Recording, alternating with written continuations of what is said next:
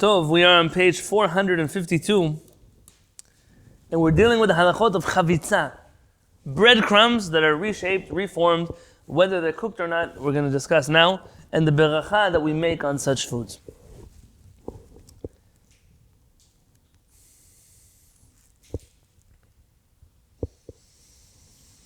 So let's look under the two lines in the halacha b'wa, where it says Lamed Gimel 33.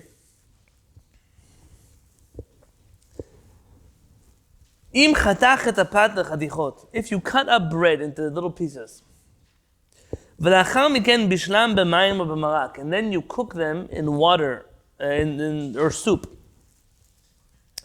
Im yesh behen kezait, if there is an amount of an olive in them, af al pi she'en tzurat apat nikeret b'chatichot, even though you can no longer tell that they're from bread.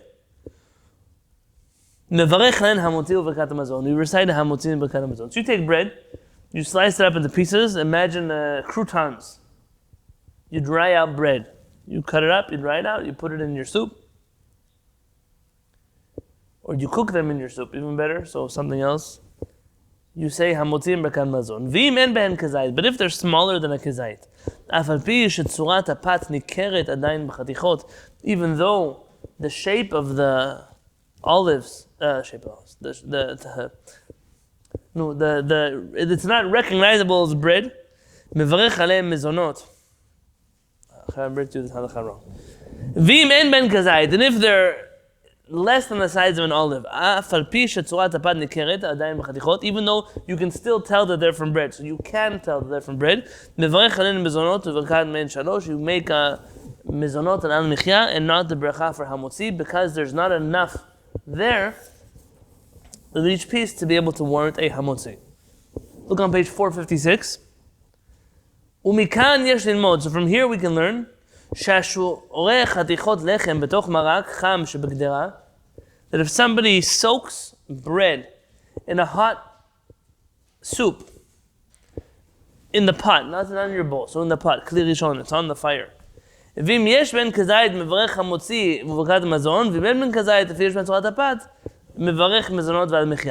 If they're more than the size of an olive, even if you can't tell that they're bread, you say hamotzi. And if they are less than the size of an olive, even though you can tell they look like bread, they bracha changes to mizonot and not to, it doesn't stay hamotzi anymore. The kezait hamu bazeh, and we talk about the kezait here.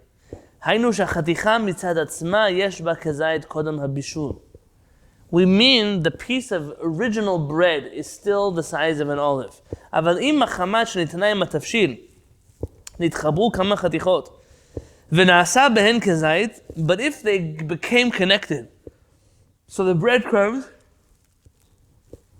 become connected with each other, and now they're the size of a kazait. That happens. Matzah ball is a good example. They're just breadcrumbs. Now you combine them together to make more than an olive. En hadavar nechshav shesh ben kazait, that's no longer considered bread that's the size of an olive.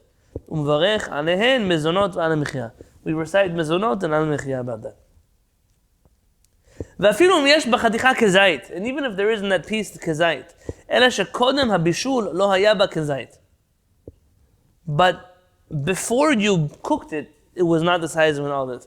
U'machamat habishul nitnapcha v'ata yesh ba kazait, and now the bread is the size of an olive. How did the bread start off less than the size of an olive before you cooked it, and now that you cooked it, it became the size of an olive? How does that happen?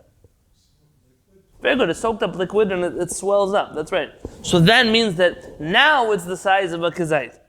En hadavar mo'il lachshiva pat.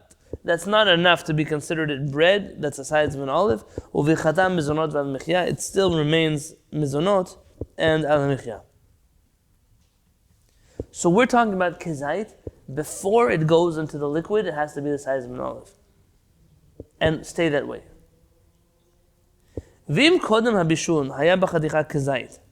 What if the other scenario is true? Before you put the bread in the water, in the soup, it was the size of an olive. U'machamat habishul, and because of cooking, nitma'ata, it became smaller, it shrunk. V'ata en b'kazait, and now it does not have this amount of an olive in it. Yesh lalechet achar ma shehi ata achar habishul. It seems that what we should do is deal with it as it is right now.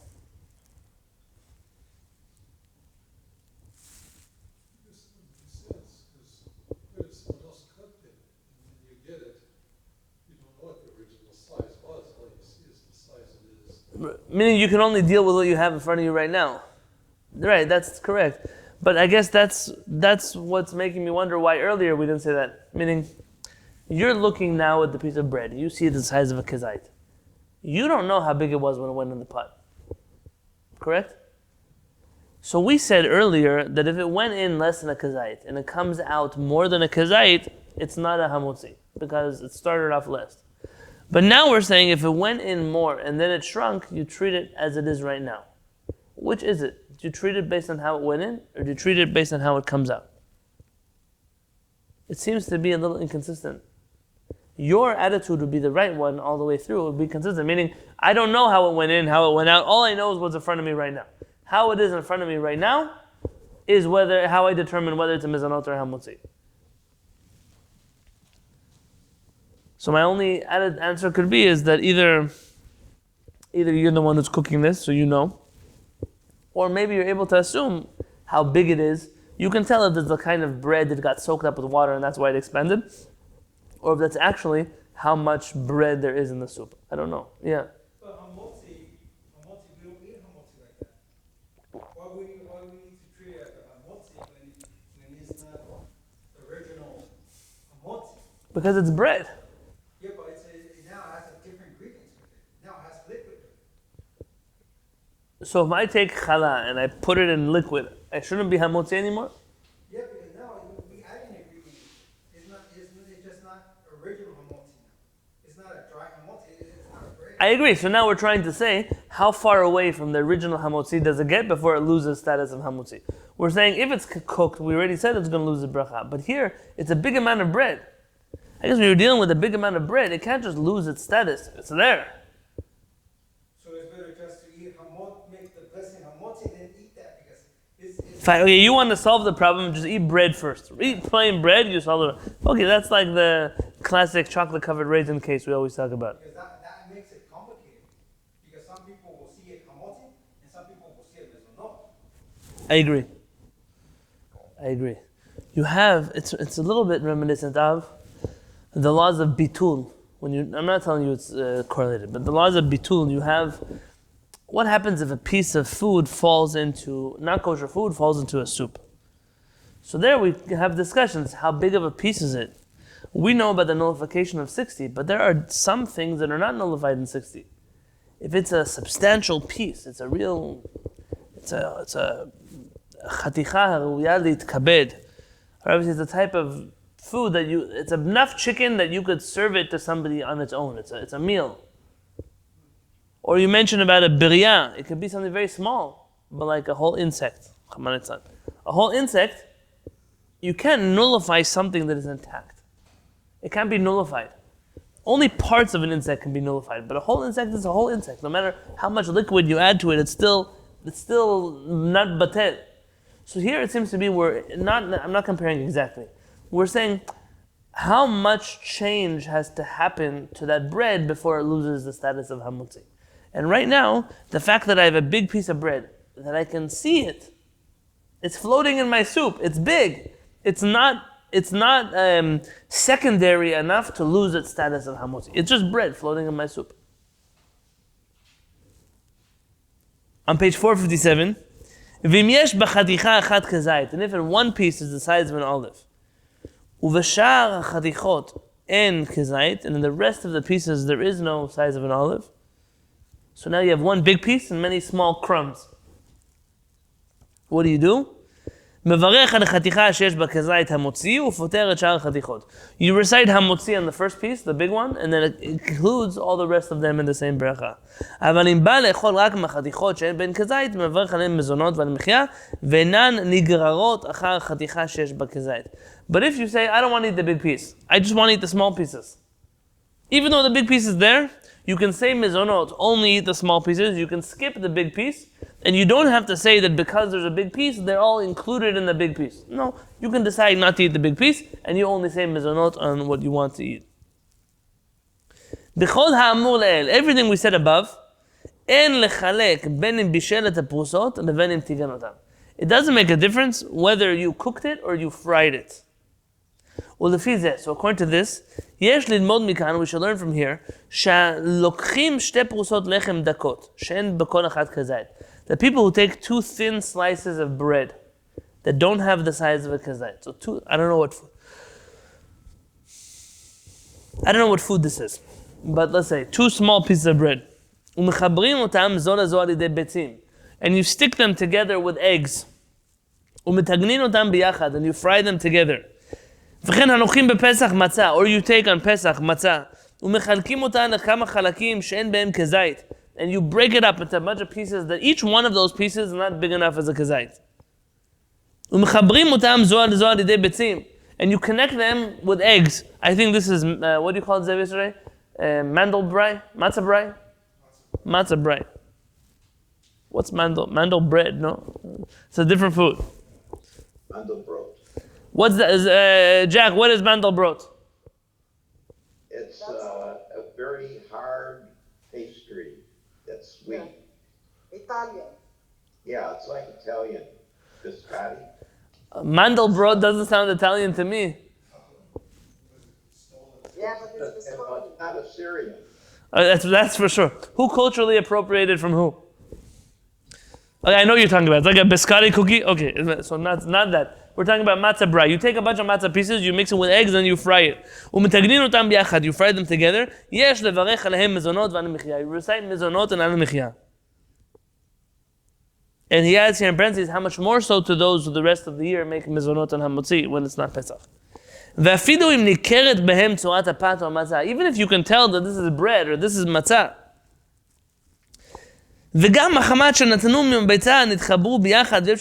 even though now that you combine them together with eggs, now really it's more than a kazait of bread. It's a whole kazait because all those pieces got together. They're connected to each other with eggs. Now you should say it's a hamotzi. No. B'chatam mezonot v'ala mechya kol she'en b'chadicha echad kazait af b'lo chibur. So long as each piece on its own is less than the size of an olive, it's no different than the bread that's in your soup. It's a bunch of little pieces. And those little pieces, they are not considered connected just because they're in the same soup and they got mushed together. So just because you connected it with eggs and you fried it together, you cooked it together, it doesn't mean that now you have one big piece of bread. It's still little crumbs of bread that are attached together with eggs.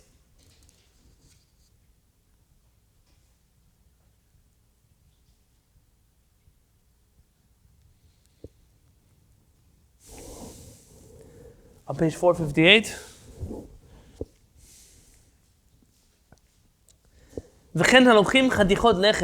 If those who take pieces of bread, and they cut them to very small slices,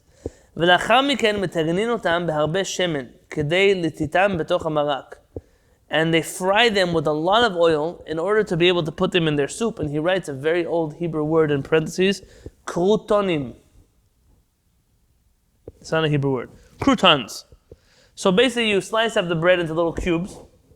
Each one of those is not a kazait. And then you deep fry it. You deep fry it only so that later they can be put into your soup as a crouton. Birkat otan chatichot mezonot. We recite a mezonot on those pieces. Aval im lo tignum b'shemen.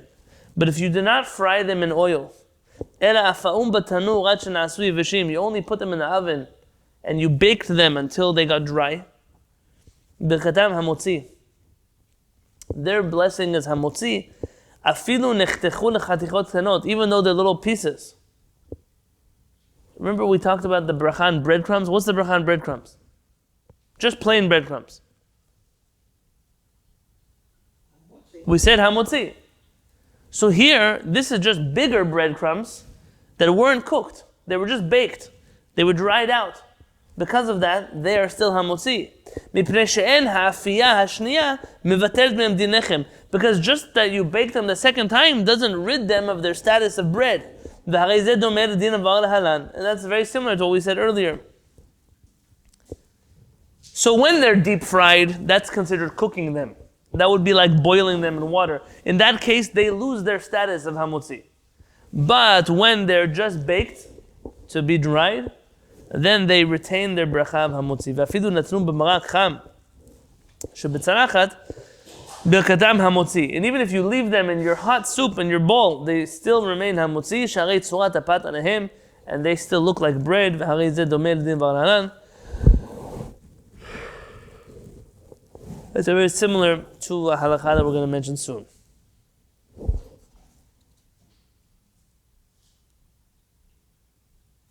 So that's an example of where frying something and cooking something are the same. They both make the bread lose its status of hamotzi. When something is baked, it doesn't lose its status. Why? Because it's bread. Bread being baked is not considered a different process that gets rid of its status of bread. What would you say about croutons that you just leave them out to dry? Hamotzi or mizonot? Hamotzi. Why? It's still bread. It's still bread. It's just like the case of the oven. The oven just made it happen faster. Yeah? Now, here we're going to deal with the next question. So if you eat croutons by themselves, you're eating just bread. But if you put them in soup, then it becomes mizonot. No, if you put those croutons in your soup, well, no, other way, back it up. If the croutons are cooked in a liquid or they're deep fried, then those croutons are no longer hamotzi, those croutons are mizonot. But if the croutons say baked, not fried, if that's what the croutons say, then it's very possible that those croutons are hamotzi, and even if you put them in your soup, they don't lose their status of hamotzi. That brings us to the next halakha, which is what type of frying is considered cooking? So he writes here, Mikol Makom, nonetheless, Im Tignu, on page 459. Im Tignu chadichot lechem, or chadichot matzah, b'shemen mu'at biyoter. If you fry the bread or the matzah in very little oil, kedei shelo yu nidbakim l'machvat, the only reason you put the oil is so they don't stick to the pan. So imagine, this is not deep frying it, but you sprayed it with some oil, so olive oil or something like that. If some of you have Pam or whatever spray you would use, it's just a little bit of oil so it doesn't stick to the pan. You're not putting the oil so you could fry it in oil. Correct? I was once somewhere where the person, they would make scrambled eggs, and they didn't used to put oil in the frying pan and scrambled eggs. They would take the spray and they would spray the pan until there was enough oil from the spray to fry the eggs inside of it. By the way, if you look in the oil from the sprays, they're most likely not the oil you think you're eating. You think you're getting some one kind of oil, but you don't see what else you're getting. You should look at it.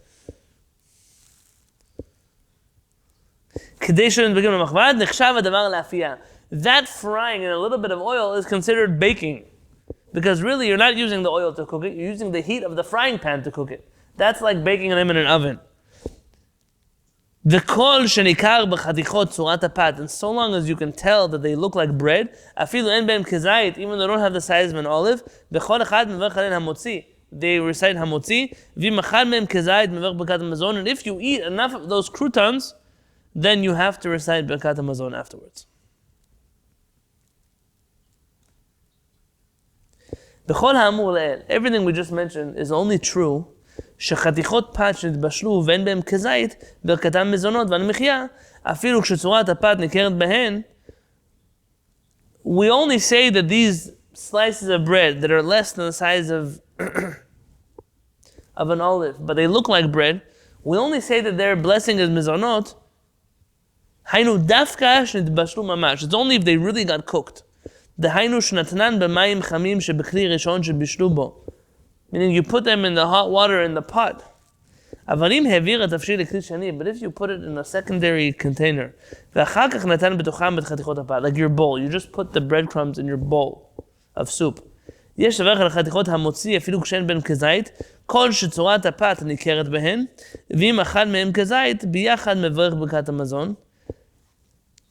if you just put the breadcrumbs in the bowl, they stay hamotzi. Only when you cook them in the actual pot do they become a mizonot.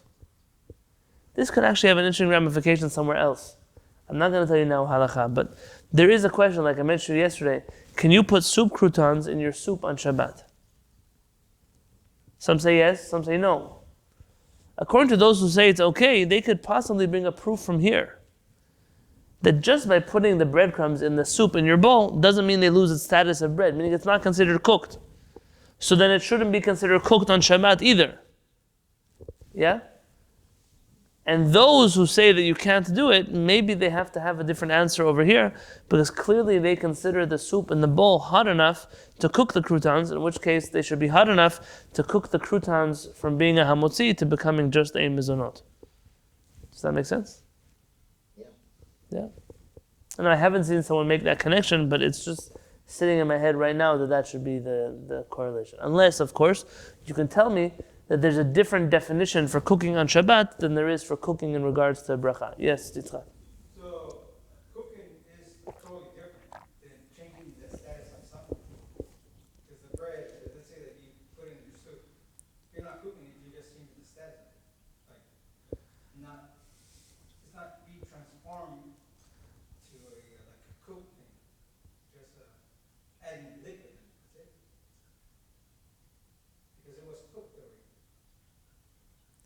Okay, let's give a good example. Because I've had it by your sister. You take a tortilla and you deep fry it. Is it still a tortilla? Yes, because it was just fried by still tortilla. Now what if I cut it up into, like I crumble it up and then I fry it with oil? Would you still say it's a tortilla? Yes. So you shall make a hamotzi. What the Chachamim seem to be saying is that when you cook the tortilla, it loses its status of bread. This needs to, I see, you know what's going on here? It's a culture. Because when we eat bread, and we eat it with coffee, we don't take it as a bread. We take it As a mizonot. But when we eat bread, we eat it as a bread when it's bread. And when we use it with our coffee, it's a mizonot. So that's the mind that we have. Okay. But it's the same bread. Yes. So how can it be in the morning hamotzi and mizonot, in the afternoon hamotzi? That's because our culture, the way that we grew up, that's why we see it as a mezonot when we eat it with coffee or milk, latte, whatever. That actually answers the question for me. Back in the day when I was trying to figure out which bracha you make on tortilla, a wheat tortilla, a flour tortilla, and I asked around different people who grew up in different parts of Mexico. Some people told me mezonot, some people told me hamotzi. I think it might depend. Was it for breakfast or was it for lunch? That would make a difference. And that might, no, for real, that might actually make the difference for a person as to which bracha. I'm not telling you halakha would change it, but in the terms of how you understand the answer, it could be that would be very different. I'm trying to think if there's an American equivalent of that. Yeah, look, they have these things called English muffins. You know what I'm talking about? English muffins. I never understood the novelty behind them, but people like them a lot. They have them with toast and butter and jam and all kinds of things like that. Is that what it is? Their stuff? Yeah, you can put them in a toaster. Most likely because they have dairy in them is why they're soft. And also they also have a lot of baking powder. Got it. Okay. So that's a good question. Is that considered like a breakfast snack, or is that considered bread? And I'm sure different people will give you different answers for that, depending on how they associate that food. That's interesting. I'll tell you, growing up, quesadilla? How do I say? Yeah? What's a quesadilla? Tortilla with cheese, folded, fried. I always grew up treating that like a snack, like you're eating potato chips. Like not a food, you have it as a snack. But then when I went to yeshiva and I see people, this is for them a whole meal. I'm not telling you that I was right. I'm telling you that it could change. The way you eat something could change the way you think about it.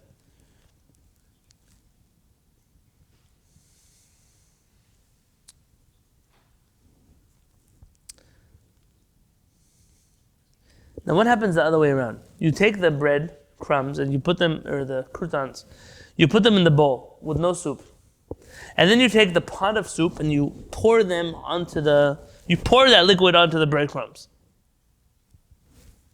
What is that considered croutons in the pot, or is that considered croutons in a bowl? On one hand, it's in a bowl, but the liquid is still hot from the pot. So what's the status? If you take boiling hot super water from the pot, and they don't have the size of an olive, and you could tell that they're bread, יש להחמיר שיבר חמוצי על פת אחרת ויכוון בברכתו לפתור חתיכות פת אלו. Because this is a matter of dispute, then Yitzchak's suggestion is a good one. Go eat a real piece of bread and then just include these pieces in the bread, because really, do they belong to the pot or do they belong to the bowl? That would actually make a difference.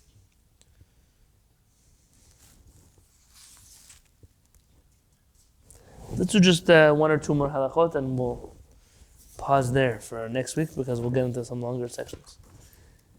On page 460, בדין האמור לעיל, שחתיכות לחם שאין בהם כזית יתבשרו מברך עליהם מזונות ועל המחיה, וכן בדין שובר להלן, שחתיכות לחם שהתבקעו זו לזו על ידי מרק או דבש, ואין צורת הפת ניכרת בהם, וגם אין בהם כזית בכלל מזונות ועל המחיה, when we're talking about these different combinations which make the bread מזונות, היינו אפילו אם קבע סעודתו על חתיכות אלו, ואכל מהן כשיעור קביעות סעודם וער להן. This is even when you make them your meal. So remember we mentioned in the previous halachot, what happens if your meal is chocolate cake? So it can become a hamotzi. What if your meal is matzah balls?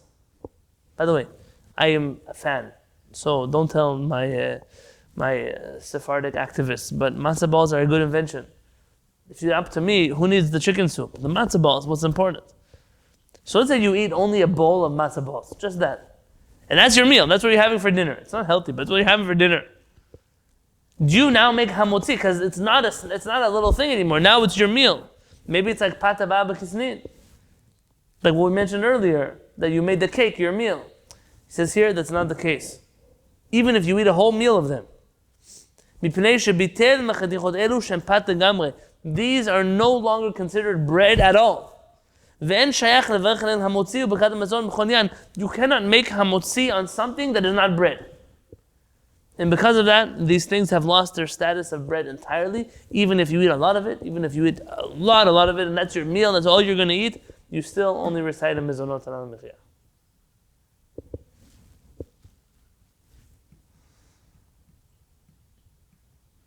Let's do one more halakha. Birkat chatichot pashet chabru. What about pieces of bread that connected together? How do we attach them to each other? חתיכות לחם שחיברם על ידי שניתנם בתוך דבש או מרק חם שבצלחת. וחייב זה בזה. You either took pieces of bread, small pieces of bread, and you mushed them together with honey.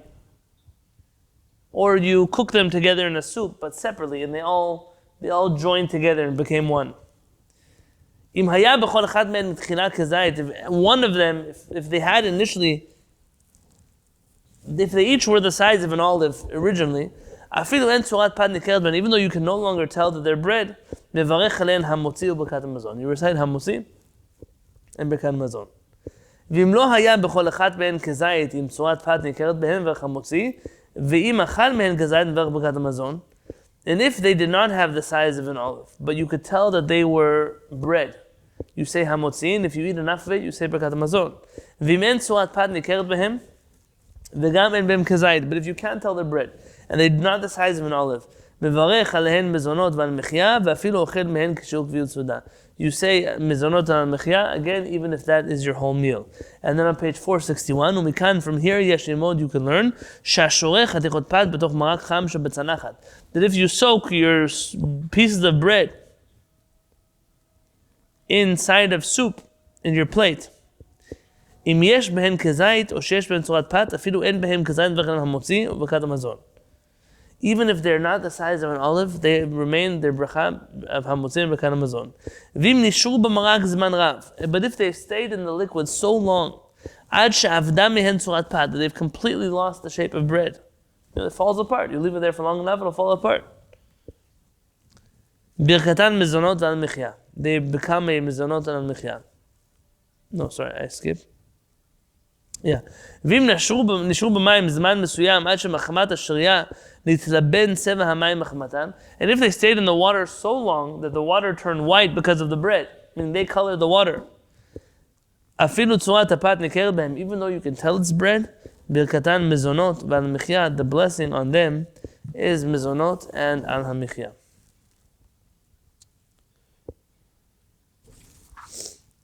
In the next halachot, we're going to discuss breadcrumbs and matzah meal, and all the different things you can make with breadcrumbs and matzah meal, and the brachot that come out of them, such as matzah balls and things like that. I simply will not have a chance to cover all of that tonight, and I would rather leave that for a shiur on Monday so we can do them all together. So, B'ezrat Hashem, I'm going to call it a night tonight, even though it's a little bit early. We'll study all of those halachot together so we can get a final understanding, and most likely already on Monday, we'll be going on to the next halakha, which is on page 464 in the Shulchan Aruch. Like I told you before, we are coming near the end of this book. So even though it looks like you have many more pages, the book actually ends, right, the book ends on page 494, so another 30 pages. That's where we're going to be. And we should have a conversation about what Shulchan Aruch will be studying after this. Obviously, I'll give you options like we did before, and we may just continue with the next volume, or we might not. B'ezrat Hashem, I will be in touch with you soon enough so that we can order whatever books we need. It could be we'll go on a different Shulchan Aruch adventure in a different area of Shulchan Aruch. Who knows? We'll sit and we'll talk about it. But for right now, we're going to end here. B'ezrat Hashem, Baruch Adonai Le'olam. Amen v'amen. Thank you.